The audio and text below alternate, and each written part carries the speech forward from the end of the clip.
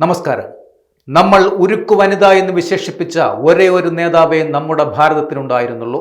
അത് നമ്മുടെ ഇന്ദിരാഗാന്ധിയാണ്. ഇന്ദിരയ്ക്ക് ജനങ്ങൾ മനസ്സറിഞ്ഞു നൽകിയ വിശേഷണമായിരുന്നു അത്. ഇന്ന് ദേശീയ പുനരർപ്പണ ദിനമാണ്. ഇന്ത്യയുടെ ഉരുക്കു വനിത എന്ന വിശേഷണം ഇന്ദിരാഗാന്ധിക്ക് നൽകിയത് PR ഏജൻസികളോ പാർട്ടി പ്രചാരകരോ ആയിരുന്നില്ല. ജനങ്ങൾ ഇന്ദിരയെ മനസ്സറിഞ്ഞ് വിളിച്ച വിശേഷണമായിരുന്നു അത്. ഇന്ദിരയുടെ മരണം പോലും ആ വിളിയുടെ അർത്ഥഗാംഭീര്യത്തെ ഉയർത്തുന്നവയും ആയിരുന്നു. വിട്ടുവീഴ്ചയ്ക്ക് തയ്യാറല്ലാത്ത നിലപാടുകളുടെ പേരിലായിരുന്നു ആ മരണവും. 1984 ഒക്ടോബർ 31 ലോകത്തെ ഞെട്ടിച്ച ആ സംഭവം നടന്നു. പ്രധാനമന്ത്രി ഇന്ദിരാഗാന്ധി തൻ്റെ 2 അംഗരക്ഷകരാൽ കൊല്ലപ്പെട്ട ദിനമായിരുന്നു അത്.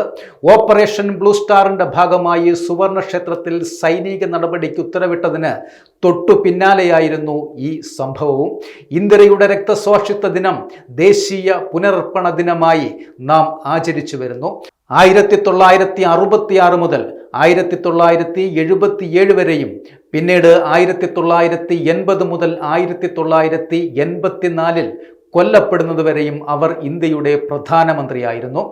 ബാങ്കുകളുടെ ദേശസാൽക്കരണം നടത്തിയും രാജകുടുംബങ്ങളുടെ പ്രിവി പഴ്സ് നിർത്തലാക്കിയും ഇന്ദിര ജനകീയതയുടെ ഔന്നത്യത്തിൽ എത്തി. രാജ്യത്തെ അതിസമ്പന്നർക്ക് വരുമാനത്തിൻ്റെ ഭൂരിഭാഗവും നികുതി അടയ്ക്കേണ്ട പരിഷ്കാരവും അവർ കൊണ്ടുവന്നിരുന്നു. സോവിയറ്റ് യൂണിയന്റെ പുഷ്കര കാലമായതിനാൽ ജനങ്ങൾ സോഷ്യലിസ്റ്റ് ചിന്താഗതിയോട് വലിയ ആഭിമുഖ്യം അന്ന് കാണിച്ചിരുന്നു.